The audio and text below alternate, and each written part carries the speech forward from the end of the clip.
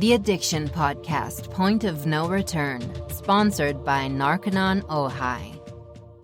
Hello, and welcome to the Addiction Podcast, Point of No Return. My name is Joni Siegel, and I'm the host for this podcast. Today's episode is episode number 201. Pretty exciting.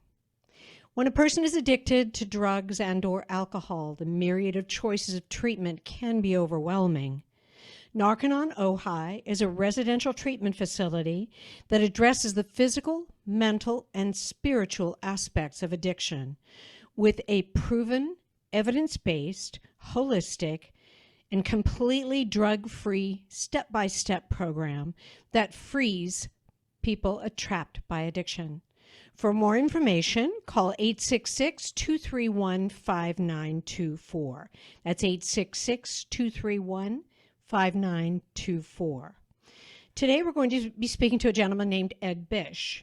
And Ed Bisch is a father who lost his son to addiction. Ed has now taken on Big Pharma in a big way. So let's talk more to Ed Bisch. The tide of opioid addiction spread out from Appalachia like a stain across the country. The Centers for Disease Control has this map, and it flips through the years, beginning in the late 90s. There's a little red spot that rises in southern West Virginia.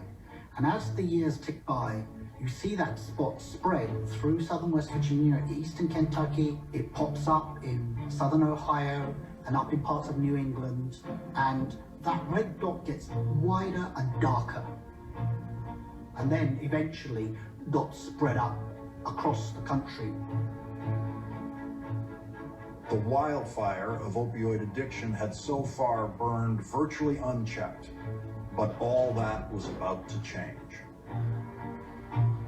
By February 2001, the opioid epidemic had spread from small rural towns to the streets of big eastern cities like Philadelphia, where 18-year-old Eddie Bisch was a high school senior. President's Day, February 19th, 2001. I was at work. I got a call from my daughter. Dad, Eddie's not breathing and he's turning blue. As I ran up the block, I noticed two guys were sitting in the ambulance. And they looked at me and I looked at them. And they said, "Sorry, sir." And I was like, "Please don't tell me he's dead." And they said, "Sorry, sir, nothing we could do." I was like, "What?" Unbeknownst to his father, Eddie had begun experimenting with a little blue pill that was appearing at neighborhood parties. My son's friends were gathering outside. I walked outside. I said, "Tell me, what did he do? Eddie's dead. What did he do?" "He did an oxycontin." "What the hell's an oxycontin?" I was reading these stories about how bad this drug was. I had no clue painkillers were related to heroin. They were almost the exact same as heroin. Ever since that day, that was my personal mission. I dedicated in the name of my son, Eddie, to warn as many people as I could.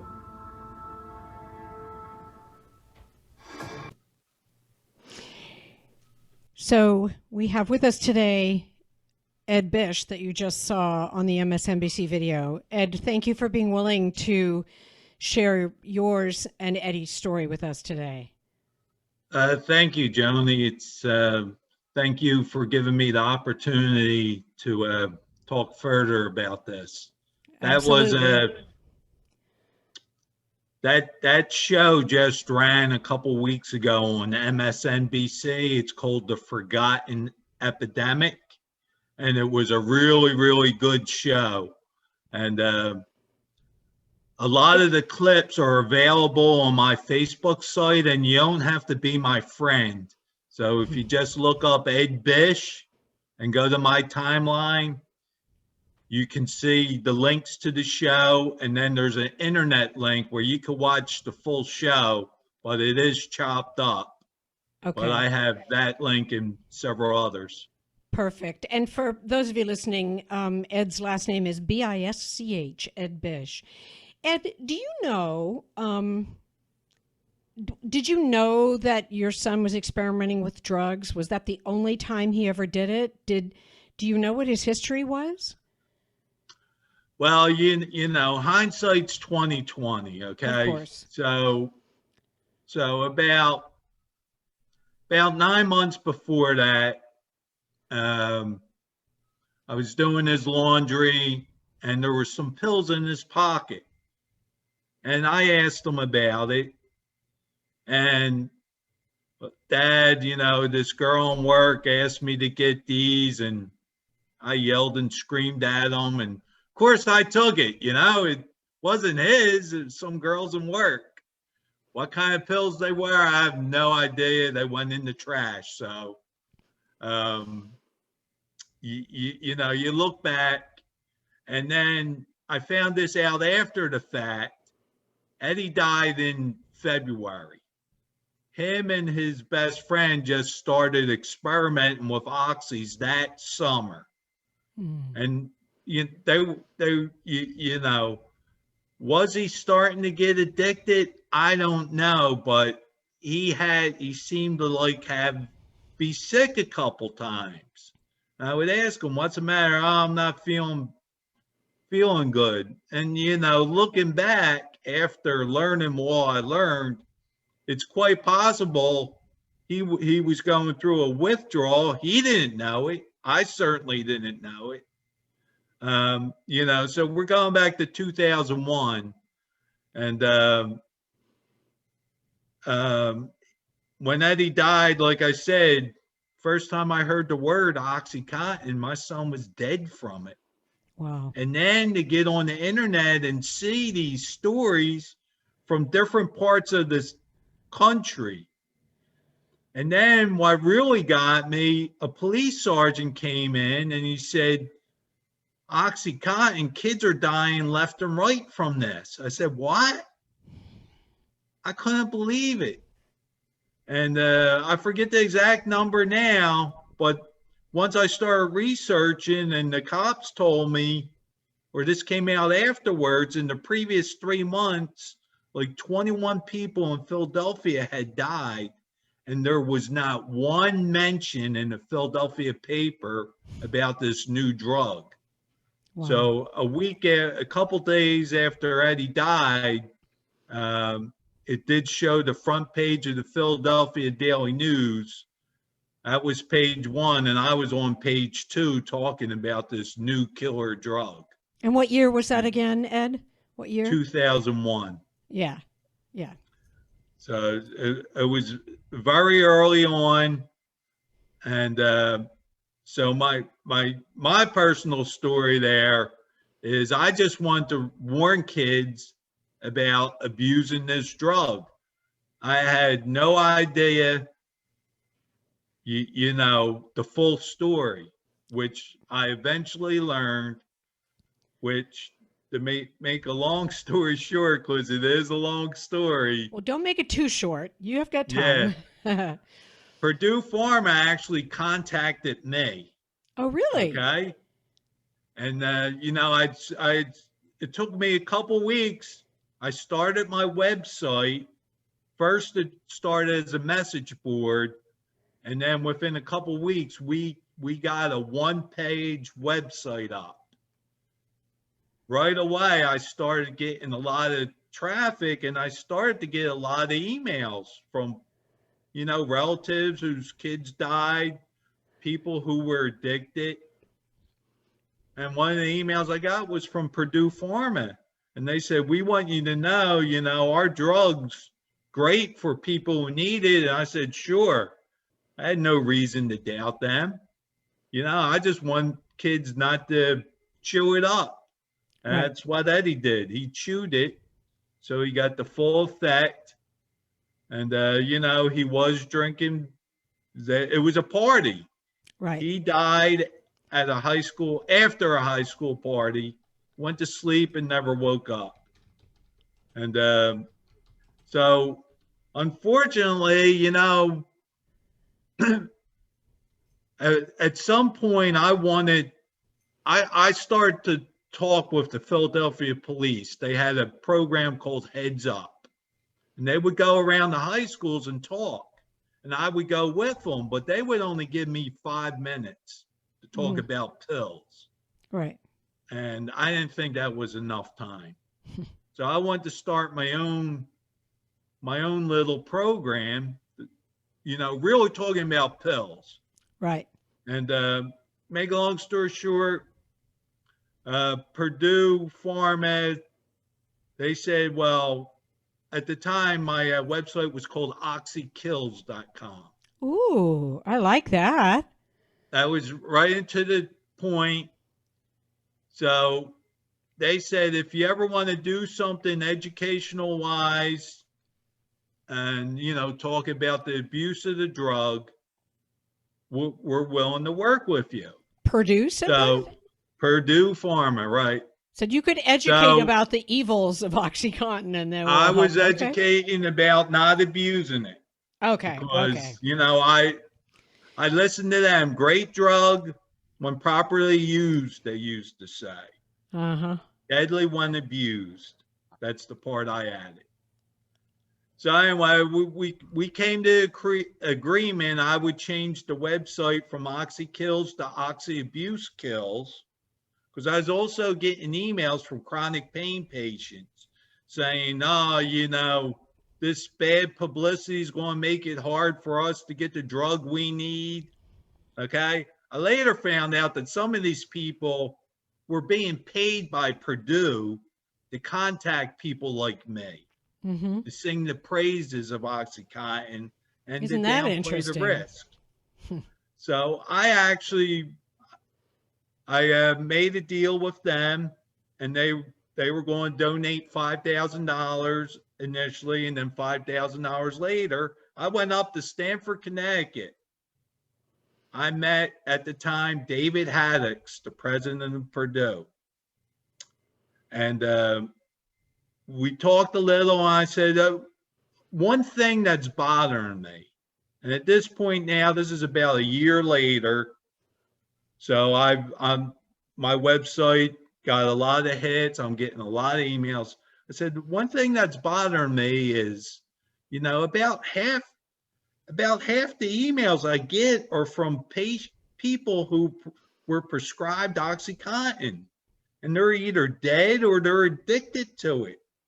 And he looked at me and he says, well, they must be doing something wrong, because less than 1% of patients get addicted. Wow. And I really thought in my mind, I said, oh my God, I'm talking to the 1%. So he also went on how at the time there was a lot of news stories about OxyContin and killing people. And he says, this is really hurting people who really need this drug. I said, oh, so sales are down? He says, he looked in my face and said, yes, a lot. So I left Purdue that day. I'm feeling a little uneasy about, what exactly is going on. But I figure by me going to high schools, I can do a lot of good. So I started my program, and I started talking at a few rehabs, a few high schools. But 3 months after I went to Purdue, it came out that OxyContin sales increased 43% that year. And revenues went through the roof. I knew as soon as I read that they were full of crap. Yeah. He lied to my face. I mean, how stupid, like I wasn't going to find out. So that night I sent them a couple nasty emails. I let them know how I felt. And then I really started to educate myself on this drug. And I learned that the biggest lie that they ever said was less than 1% of patients get addicted. Right. That's totally false, totally taken out of context. He also, David Haddix was also the one who made up pseudo addiction. So they told their sales reps that if someone someone that seems like they're addicted to oxycontin, they're really not addicted. They just need more of the drug. Oh, that's really clarifying it. That's completely that. Oh, that's wow. They taught the sales reps that. What they didn't tell the sales reps was this theory was based on one cancer patient. One cancer patient who needed their drug, the dosage up. Increased, yeah. Increased. David Haddix just came up with this, and they were spouting it, and they repeated it to doctors like it was a proven study or something. Okay, so there were several things. Just here, there's a lot of great articles. Okay, and first thing I gotta say, I gotta mention some books here: Pharma, Dope Sick, and the original Painkiller by Barry Meyer. All three of them are great books. There's another book that I listened to, so I don't have the book, called American Overdose by Chris McReal. And all four of these books are top notch. A lot of people won't read a book or they don't have time. But I found out if you listen to podcast Audible, that's great. And like I said, this forgotten epidemic that just ran on MSNBC, it was a 2-hour special, and they covered a lot. They did. I watched that. I watched that MSNBC special, that documentary, and the thing I liked about it was I've said over and over and over again that everybody has all this attention on COVID and the coronavirus, and what they're not realizing is that there was a whole drug epidemic before that, and it'll still be here afterwards, probably worse. And so I like that, the forgotten epidemic, because everybody's talking COVID and nobody's talking drug addiction except us and you. And I like that they called it that.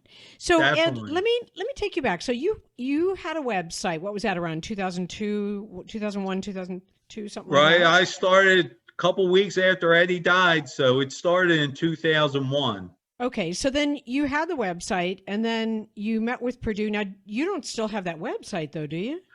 No. Unfortunately, at one point, it got too big for me, so initially setting it up, I had a webmaster, and he had all the passwords and everything. And at some point, I just couldn't contact them anymore. I emailed them, I called them, and he was a very nice guy. I think, something, he could have passed away for all I know. Right. And at that point in my life, I was burnt out. I was burnt out, and it was, it was right around 2010, and the new OxyContin just came out, and I was ready to get away from it. And right. So unfortunately, it went away. Okay. And you focus on Facebook now pretty much to reach out to people, right? Right. So well, anyway, so I was like semi-retired from it. I would pay attention, but not actively. So what had happened? Well, before that, when I had the website, and after I learned what Purdue was doing and how they were lying, and another thing they were doing, as the deaths were rising, they were denying there was an epidemic. Mm-hmm. They wanted to put all the blame on the victims, and they were very successful at doing that. So other parents would contact me. So at some point, we said, we got to do something. So we formed a little group, and we called it RAPP. Okay. Relatives Against Purdue Pharma. And good name. The very first protest against Purdue Pharma was by two moms who lived in Connecticut. And just two moms held signs outside of Purdue Pharma. And one of the ladies, I can't remember her name now, she contacted me. And so I said, that was a great idea. So we had learned that a lot of the Purdue sales reps were going to be at this conference in Orlando. So the second protest against Purdue Pharma was held by RAPP. And in that show, there's some pictures and video of the RAPP protest there. And so we did that, and then we wound up going to FDA hearings. Another thing I did, Eddie died in February. Right. August of that year, the very first congressional hearing was held in a suburb of Philadelphia, PA, Bensalem. I attended the very first congressional hearing, 2001, okay? Wow. This is how long this thing's been going on. And, one of the main reasons why it has gone on so long is because at first Purdue would with their high-powered lawyers, they would crush anybody who tried to bring a case against them.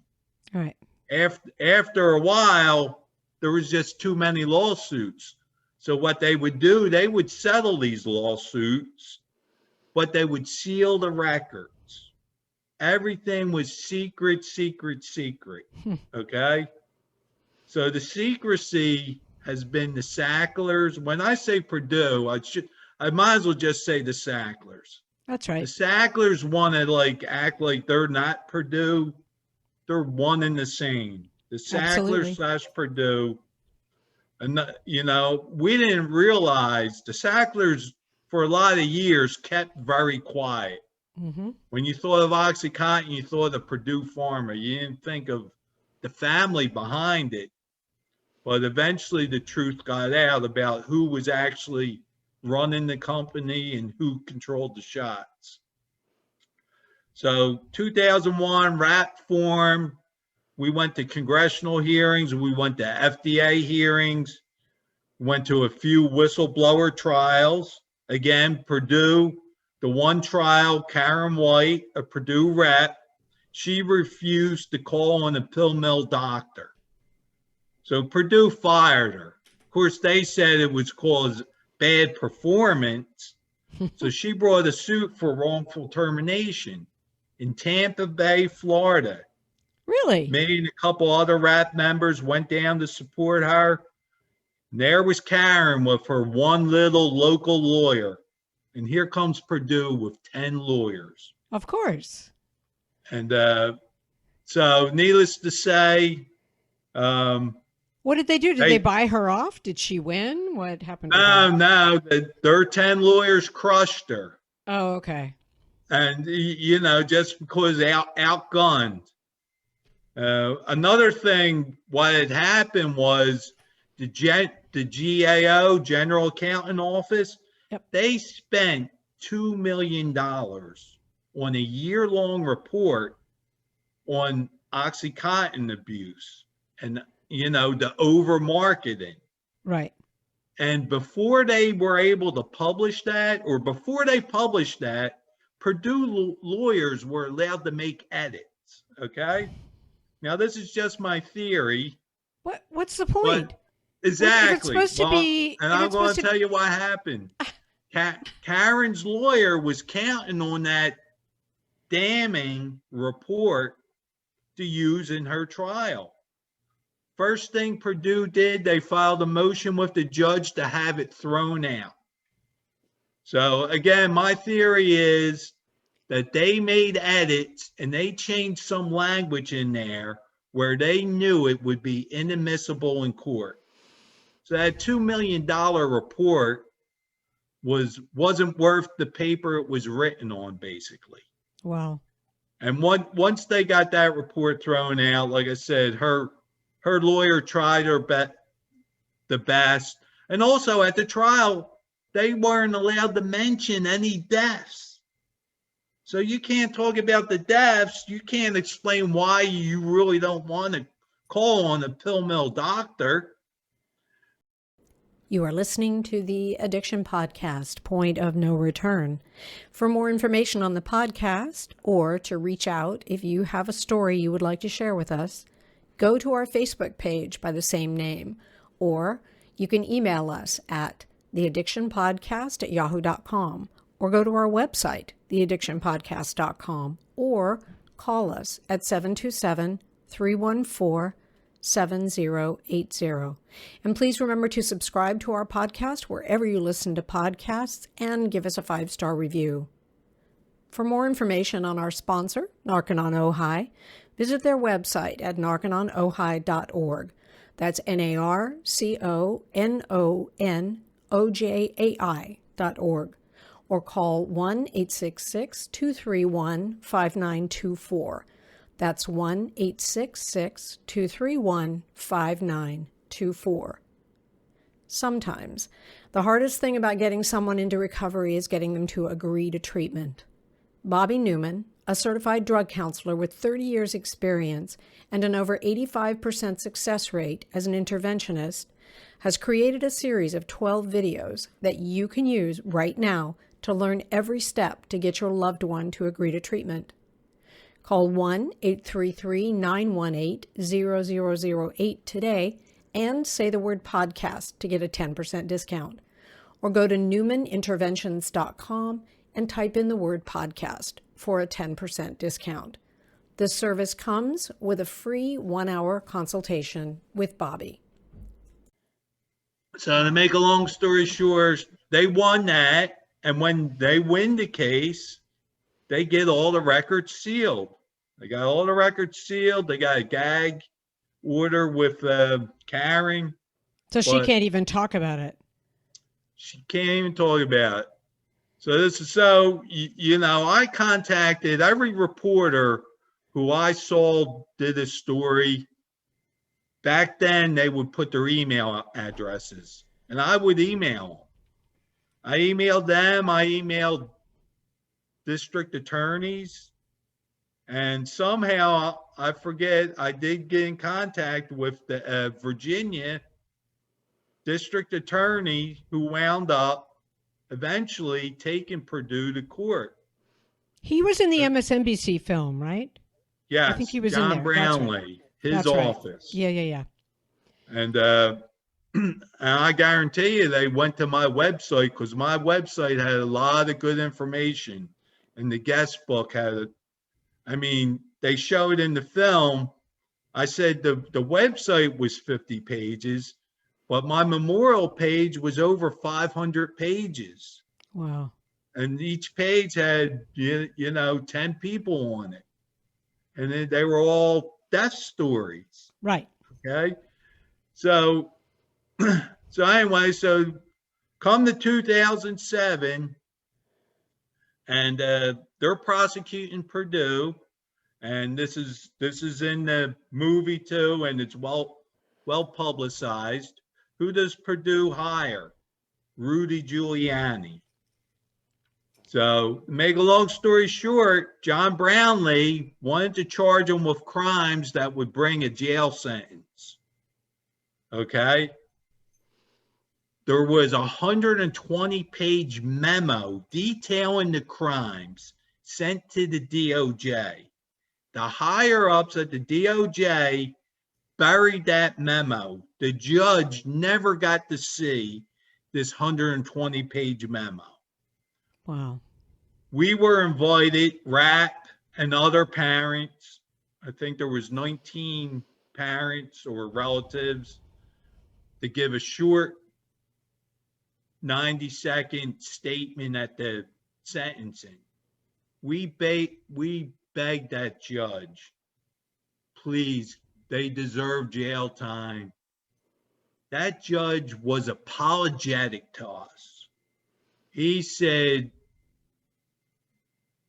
I forget the exact words, but he said if it was up to him, they would have gotten jail time. But he has to go by the sentencing guidelines. Now, remember, he never got to see the memo, 120 pages listing the crimes. requesting jail time. So they didn't get jail time. At the time, they got a record fine. Purdue, $600 million. The three executives, $34 million. And, you know, we looked at it as a moral victory, but we certainly weren't happy. Right. Okay. So now Purdue, another thing that they did in that agreement, Purdue and the Sacklers got immunity for any crimes up until that trial. So they signed the agreement at that trial, right? So you would think that they would be a little more ethical, a little more careful. What did they do? They tripled the sales force. After 2007, they tripled the sales force. OxyContin sales went through the roof, over $3 billion per year. And if you look at a chart, as their sales went up, the deaths went up. Wow. And they can say whatever they want. They cannot explain that away. You know, Ed, sorry for interrupting, but you know, the other story that the MSNBC video documentary covered, which I thought was fascinating, was the 26-year-old young man in Utah that was doing a business on the dark web selling drugs. And this young man was sentenced to life in prison with no chance for parole. And so I was so incensed after I watched the documentary, because I thought, how is what Purdue did any different than what this young man did on the internet? How is there any difference? And he gets life without parole, and the Purdue Pharma executives and the Sacklers get zip. And that money doesn't affect them one bit. They have spent literally hundreds of millions of dollars on lawyers. What honest company needs to spend hundreds of millions of dollars on lawyers? Yep. Okay. So now I'm going to fast forward just to get to here, since we're talking about it. Okay. On December 17th, the House Oversight Committee, bipartisan committee, Democrats and Republicans, finally questioned two of the Sacklers. Okay. You mean December 2020? You mean December just now, like a few weeks ago? Just now, the oversight hearing, which is available. Again, if you go to my timeline, you'll see a link to YouTube. You can watch the whole hearing, and it is worth watching. Okay. This is just some of the quotes. Now, this ain't me. I lost my son. So you expect me to say this, but not politicians, right? So here's just some of the quotes. Okay. I'm not sure that I'm aware of any family in America that's more evil than yours. Rep. Jim Cooper, Democrat, Tennessee, says, adding that their testimony made his blood boil. Okay. Rep. John Sarbanes, Democrat, Maryland, called the group morally bankrupt. Okay. Wow. Rep. Armstrong, post-2007 sales exploded. Again, I just told you that they tripled the sales force. You want to know what happened? Look at your balance sheet. Okay. A hearing bubbling with anger saw infuriated members of Congress likening the Sacklers to the Mexican drug cartel leader El Chapo and the multi-billion-dollar fraudster Bernie Madoff. One congressman said he thought they were possibly the most evil family in America. So now, we don't agree on a lot of things on this committee in a bipartisan way, said James Comer, Republican. The highest ranking Republican told the Sacklers. But I think our opinion of Purdue Pharma and the actions of your family, we all agree are sickening. Okay? Wow. So that's where we're at. I have never been more optimistic that something may finally happen, and they do deserve jail time. They need to be held accountable. They just do. They are as accountable as that young man, 26 years old, only made $1 million something. Exactly. Life in prison without parole. You want to know that they compared them to El Chapo? So it was estimated El Chapo made $13 billion selling illegal drugs. It just so happens the Sackler profits, $13 billion in profits. There you go. Okay. This is another thing big that's happening. Okay. So from 1997 to 2007, okay, they were selling oxycontin. They withdrew from the company $126 million over 10 years. After 2007, when a family friend told them, you might want to start offshoring some of your money because eventually a lawsuit's going to get through. After the 2007 guilty plea, they removed $10 billion. So they withdrew $126 million in 10 years. After they pleaded guilty, they withdrew $10 billion. But yet they're trying to say, no, we weren't trying to hide no money. So what got me back involved really heavily was, like I said, I thought I was more or less retired from battling Purdue, and it was what it was. But then Massachusetts filed this great lawsuit, and it was available online, and it lists the evidence, all the evidence, not all of it, but so much evidence. I read that, and then I saw that there was a big protest up at Purdue Pharma, which unfortunately I missed, but I got to get involved. Then New York filed a lawsuit, and that was packed full of good stuff. So what did Purdue do? There was 2,600 lawsuits pending. So they filed for bankruptcy. Of course. That's the cop-out. Well, not only, I call it a bankruptcy scam. Because the very first article I read about this bankruptcy is that they offered to pay $3 billion of their money, but they want immunity. So Purdue Pharma, the company, is going bankrupt, but the Sacklers, the multi-billion owners who made $13 billion in profit, who offshored $10 billion, says, well, we'll give you $3 billion as long as you give us immunity. No way. So I call it a bankruptcy scam, and I got involved trying to prevent them from getting immunity. Another outrage that they're trying to do, and this was their idea. When I say there, I say the Sacklers, Purdue. Okay. They want the government to take over Purdue Pharma as a public benefit company. Oh, yeah. I read that. Yeah. Having the government, which AKA is us, the victims, sell OxyContin.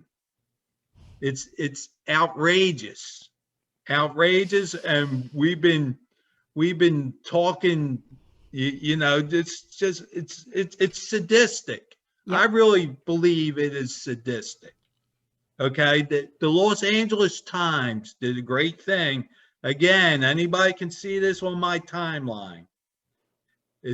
They have a video, and it shows that OxyContin does not last 12 hours. When OxyContin was approved, almost 50% of the patients said that it does not last 12 hours, but the FDA still approved it for 12 hours. So in this video that the LA Times does, and it's not an even release. So if you take it as prescribed, it's going to put you through many withdrawals and thus promoting the addiction. Right. So they're you have to take saying, more, yeah, so well, that's you it. take the company, you keep on selling oxycontin, the drug that caused all these problems and deaths, keep on selling it to fund rehabs. What sense does that make? You know, Yeah, it's I get crazy. it. So what's next, Dad? What's next for you? What's next? Is there anything coming up in the courts? Is there any more court action going to be happening, or? Well, my group, we're involved. We have an ad hoc committee, it's called, but we refuse to sign the confidentiality agreement, because if I signed it, I wouldn't be on this podcast now. Right. So I'm not privy to the insider information, but right now we're still involved and we're fighting against this PBC. We're fighting against them getting immunity. We're speaking out. We're talking to anyone who will listen. And, you know, at some point, they are going to settle. We're very disappointed that the DOJ settled the deal with them. And again, no jail time, no mention of jail time. Just pay us money, you know? So there's more and more documents coming out. Rep. Maloney from New York, she said that they're going to release all the documents that the Oversight Committee had for their hearing. The Dow Jones, which is the Wall Street Journal, Reuters, and the Boston Globe have filed a motion, because the other thing we're really fighting for is at the end of this bankruptcy, no matter what happens, we want all the documents released. And when we say all the documents, all the documents. Purdue has released some documents. They have released some redacted documents. We want them released and unredacted. Unless your social security number or address is there, it should be public information. That's right. And that's this fight is still going on. So, Ed, if someone wanted to get involved in the fight with you, is the best way for them to just go to your Facebook page and reach out to you there? Yes. There's really, you know, occasionally we ask people to write letters, right, or to sign a petition. We had several petitions. We wrote letters to the Oversight Committee before the hearing. Actually, we wrote letters asking them to have the hearing. I ain't saying we're the only reason why they did it, but we certainly helped get that hearing. Right. And believe me, the Sacklers did not want to be there. They want everything secret. Just the fact we're talking about this. This is publicity. Yep. They don't want. They don't want it. That's right. We've said it many times on the podcast. Like, guess what, everybody? The Sacklers are behind Purdue Pharma. They're the ones that made the money. They're the bad guys. There you go. The Sacklers are the bad guys. And you know, it is overwhelming. Like I said, 2001, I've been involved in this for 19 years now. Well, it's 2021, right? 20 years, yeah. 20 years, yes. It'll be February 19th. It'll be 20 years to the day my son died. Wow. And here I am, still trying to get something done. But bringing that up, I just wanted to show you, okay? Eddie died in 2001. Right. My earliest email I have that lasted through the website closing and Hotmail shutting down. I used to use Hotmail, and I lost a lot of stuff, but this is a 2003 email. So I knew this, okay? And this was just an email. Like I said, Purdue actually, not only did they hire doctors to go give talks, and they paid them, they called them patient advocates. Mm-hmm. So they would pay actual patients to go online, go on message boards, tout the company line, how great oxycontin is.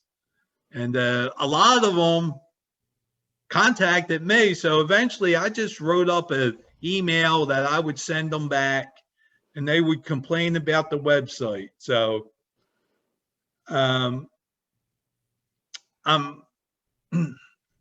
there's like so much, like I knew back in 2003, like I knew that less than 1% of patients get addicted.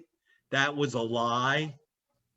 And Purdue saying that the publicity is, so they would say all these stories are hurting patients from getting their drug that they need. Well, Right. Sales went up every year. If the sales went up every year, who are they selling to, right? If the patients can't get it, who's buying the drug? Right. Well, we found out in 2010, when Purdue finally switched to abuse deterrent formula, their sales went down by 1/3. So do you think regular patients who swallowed it stopped taking it? No. It shows you how much of that drug was going to the black market. And they know, and that's another thing, okay? Eddie died in February, August 2001, when I sat in that hearing, okay? It came out. What happened in Philadelphia, there was a pill mill doctor. He was flooding my neighborhood with oxys. How do I know this? Well, he eventually went to jail. He got 30 years in prison. That was announced right before this hearing, okay? So it came out at the hearing that Purdue knew about this pill mill doctor. They had IMS data. They didn't say a word to the authorities. Even after that, any pill mill doctors, they never turned them in. They actually called them whales because they were making so much money off them. Right. And then, that's just, and unfortunately, this is, you need a book to fully understand it. But if you watch that 2-hour MSNBC special, you'll have, but like all these books, I learned something new from all of them. Yep. And it's just amazing. And, Purdue committed the crime, but guess what? The FDA let them get away with it. Absolutely. It's not the first time the FDA has let them get away with things like that. No, or let drug companies get away with things like that. Ed, I appreciate you being willing to tell your story on our podcast. I applaud you for all the work that you're doing. And I would urge people, there's a Facebook page. Is it a page or a group, Ed? I actually have a page in memory of Eddie Bisch. Okay. In memory of Eddie Bisch. But if you go to my actual timeline, Ed Bisch, right, that's where I put all the really good articles. Perfect. Ed, thank you so much for taking the time to talk to us today. I really appreciate it. Another easy way people can find stuff on Purdue on Facebook, if you search #Sacklers. I tag a lot of the really good articles and videos. So all you have to do is type in #Sacklers, and anybody can learn most of the stuff that's going on. Wow. Thank you for fighting the good fight, Ed. I appreciate everything you're doing. Thank you, Joni. Thank you for joining us today. Be sure and check out that MSNBC video if you can find it online. It's called The Forgotten Epidemic. And if you can't find the video or you don't want to watch the whole thing, because it is 2 hours long and it is worth a watch, I will tell you, you can go to Ed Bisch. He's on Facebook, and you can see what's on his timeline. And he's posted pieces of the video that talk about Eddie and talk about what he's been doing. This guy's a freedom fighter. He is fighting the good fight on behalf of all of us. If it's something you want to get involved in, I would say reach out to him on Facebook, because I think that the more we can not let companies like Purdue and individual families like the Sacklers get away with pushing drugs on our society, the better, because that's what they've done and that's what they need to take responsibility for. We'll be back again next week. We'll have another interview. So take care. If you need help, don't wait. If you have a loved one that needs help, please don't wait. We're wishing you a clean and sober 2021, and we will talk to you again. You have been listening to the Addiction Podcast, Point of No Return, sponsored by Narconon Ojai. For more information on Narconon Ojai, call 866-231-5924 or visit www.narcononojai.org. Narconon is a non-12-step rehabilitation program based on the works of L. Ron Hubbard.